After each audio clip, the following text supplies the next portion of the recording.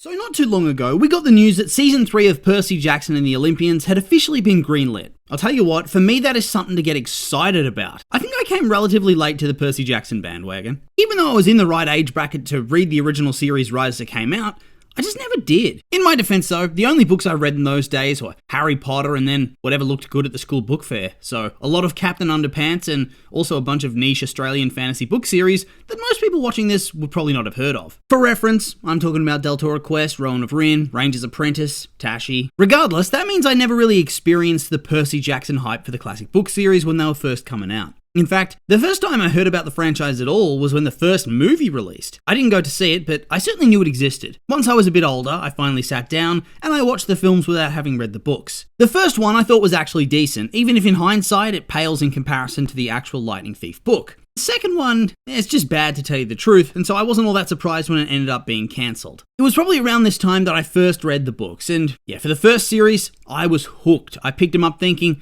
I'm probably too old for this. But what do you know? For some reason, I spent close to a week reading one per day because apparently I had nothing better to do with my life. Yeah, I was all aboard. The writing was a little bit simplistic, but it was very refreshing and funny and witty. The world was intriguing and exciting, and I just enjoyed the use of Greek mythology in general. A hell of a lot of fun. So I figured, oh yeah, time to jump into the next series of the franchise, of the so-called Camp Half-Blood Chronicles. Gonna be honest, not a huge fan of that franchise name, but it is what it is. As I said, I was done with Percy Jackson and the Olympians, and now it was time for Heroes of Olympus. I don't know, I don't know what happened. I started off strong, but I faded away pretty hard by the midpoint. For me, I think that first series of books is lightning in a bottle. I was just less invested the second time around, and I'll be honest, I have little interest in reading any of the other works. Yeah, the Egyptian and Norse gods sound interesting, and I know there are more Greek/Roman vibe series, but I just can't be bothered. Every time I think about it, there's a voice whispering in my ear saying, oh, there's so many other better things you can do. The magic just ain't the same. That doesn't mean I hate the franchise though, far from it. I just really like the OG stuff, which means that if I want more, then I need an adaptation, and a good one at that. I was one of those people in those early days that used to talk about how I thought they should remake Percy Jackson, but this time it needs to be an animated show. After all, there's no way a studio was going to greenlight a series with the budget it would need for a franchise to actually be good. Sure, Disney bought Fox and got the rights, but there was no chance that they were going to spend the money on this. No way. Trust me, guys, I'm an expert on these sorts of things. Said the so-called smarty pants. I cringed when they said it was going to be live action. The CGI is going to look bad. The costumes will look cheap. It should have been animated.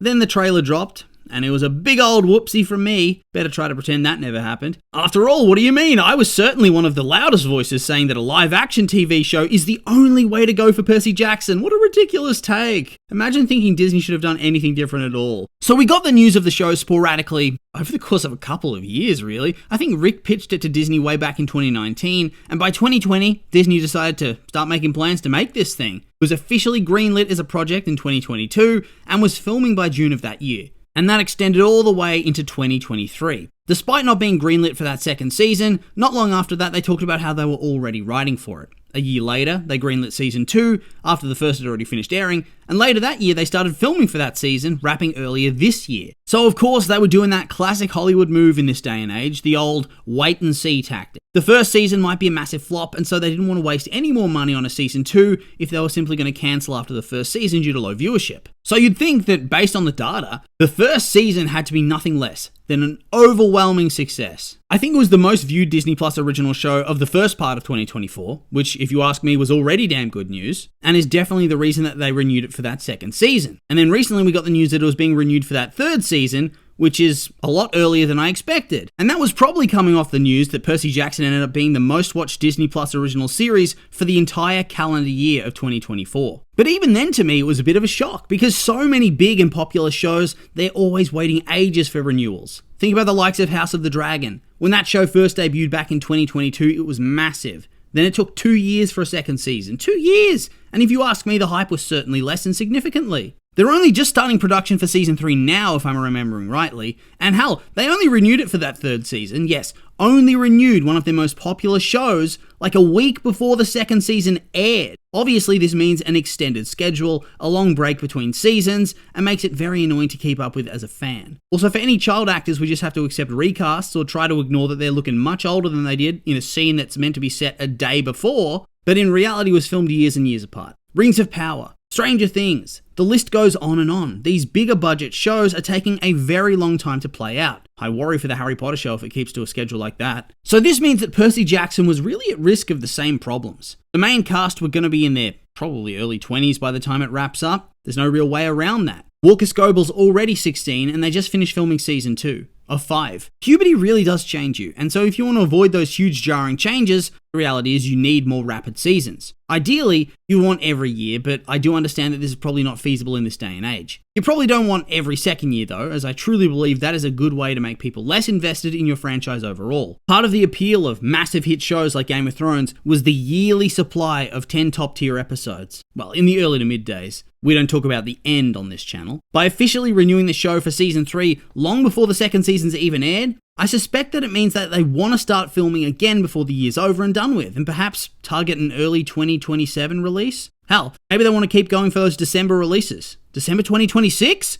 I'm not going to hold my breath for that one though, as maybe that's asking a bit much. These are pretty massive shows to work on, and I suspect that they don't want to drive the cast and crew like slavers with the whip, especially with all the news in the last couple of years about how children in Hollywood have been so awfully exploited and exposed with those depressing documentaries releasing. So they might not want this show starring mostly children to work them to the bone. Then I presume after season 2 airs, we're going to get the green light for season 4 as well, which should be very good. Although the more I think about it, the more I do wonder, how are they going to get around the aging of actors? No matter how you play it, I think that Walker is very obviously not going to look 16 by the time you get to that final season, which is a bit awkward because the main prophecy is about how he's going to survive until he turns 16. So what's the play here? Do they be a little bit goofy and just say, oh yeah, he's totally only 16, just turned 16 now, when in reality, he's far older? The Harry Potter effect in action? Which by the final film, we're supposed to pretend that those characters still look 17 years old? Or are they going to just alter the prophecy altogether to make it less about his age and more about,